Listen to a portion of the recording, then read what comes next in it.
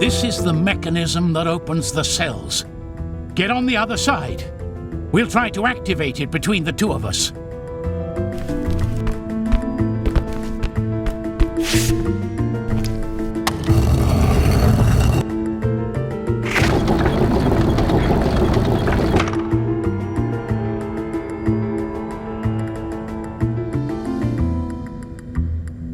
As the last prisoners were escaping through the window, Teku turned to the shaman.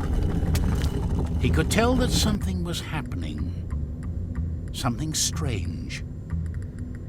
Why were the Wakcha being captured and sacrificed like everyone else?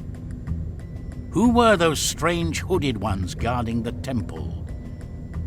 Teku couldn't understand why his enemies would worship a creature that was annihilating them. But above all, he asked himself why the gods had created this monster who obliged them to commit terrible acts.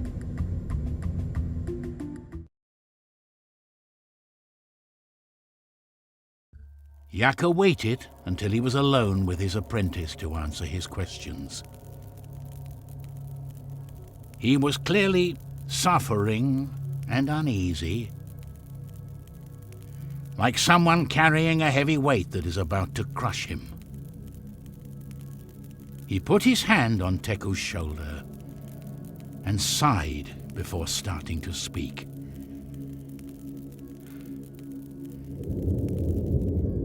The Wakchas are not our enemies. They are behaving this way for the same reason our ancestors boarded ships and crossed the sea. They do it out of fear.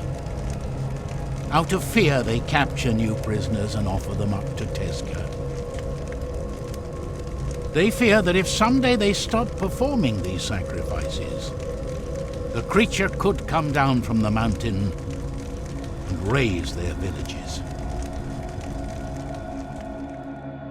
The moment they took me prisoner, I understood. A tribe like the Wakcha would only dare to cross the sea in a case of desperation. The worshippers of the creature were demanding a new tribute, to sacrifice the shamans. In their madness, these fanatics didn't want anyone to share the power the gods left on Earth. That way, all the secrets of the light and fire would belong to Tezca. They are the hooded ones you saw in the temple.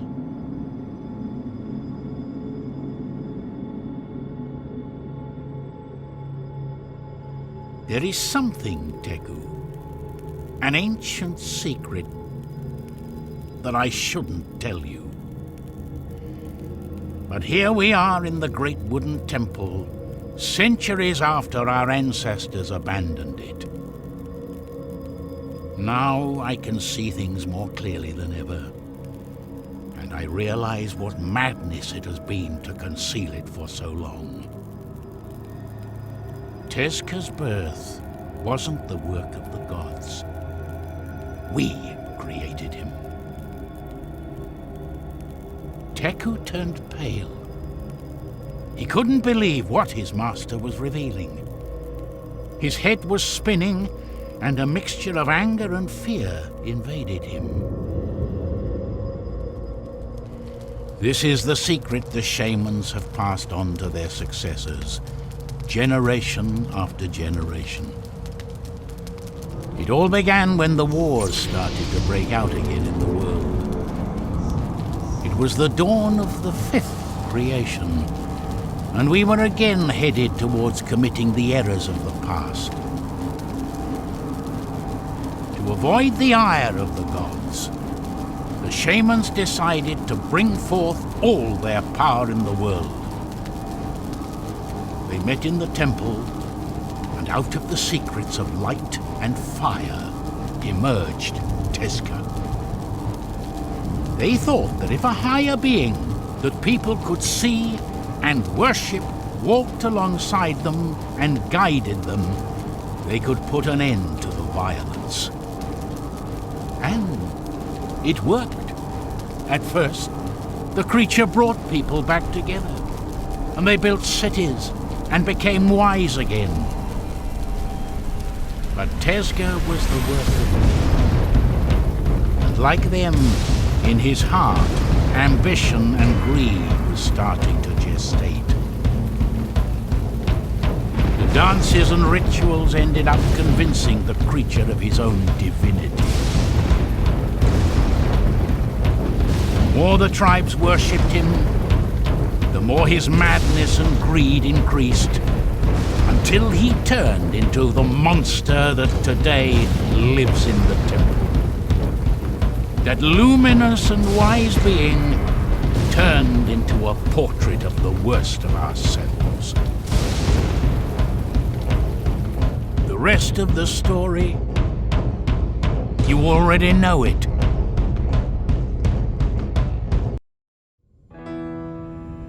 I'll go on ahead. I'll wait for you up top.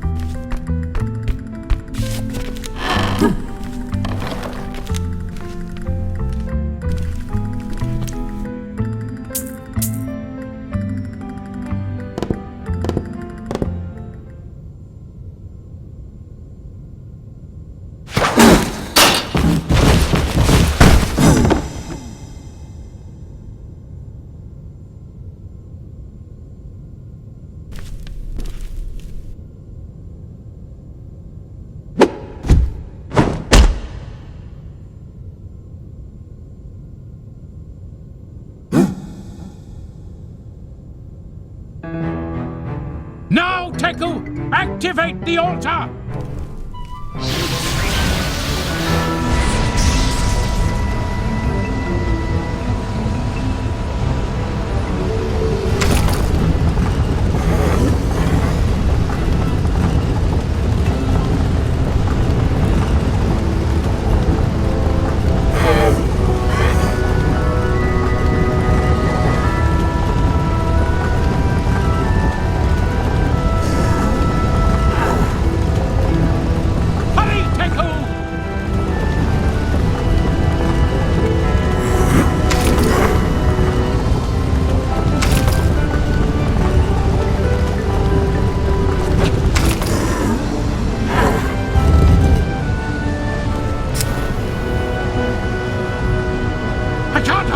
Much longer!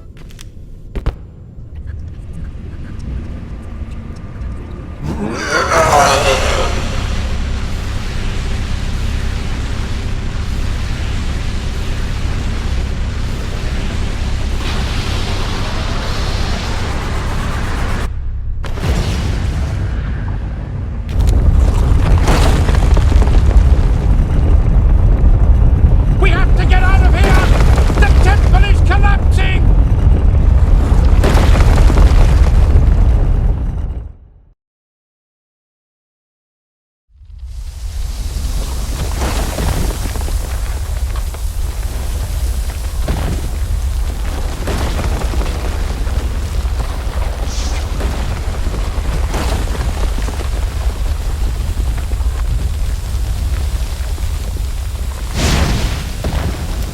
Behold, Teku!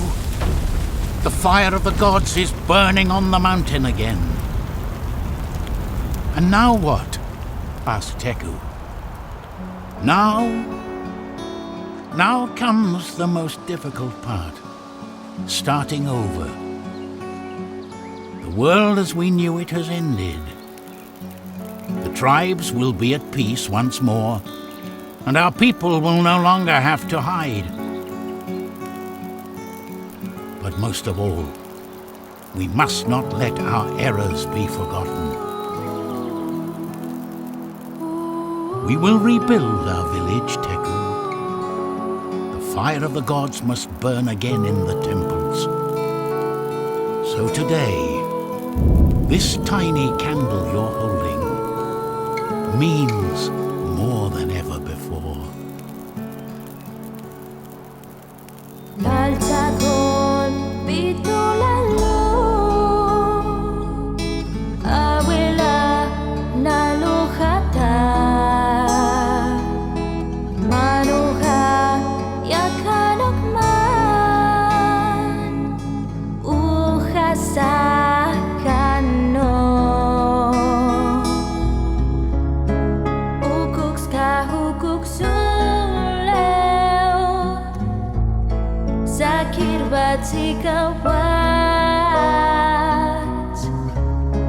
Tayarut si halkabe risuk kabe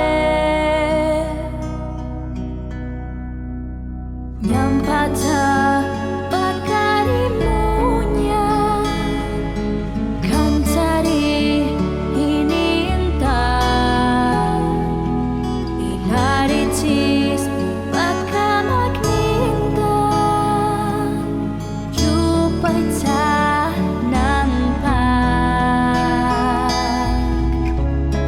ukuks kahukuk sulew sakit batikapat tayarut si halkabe risuk kabe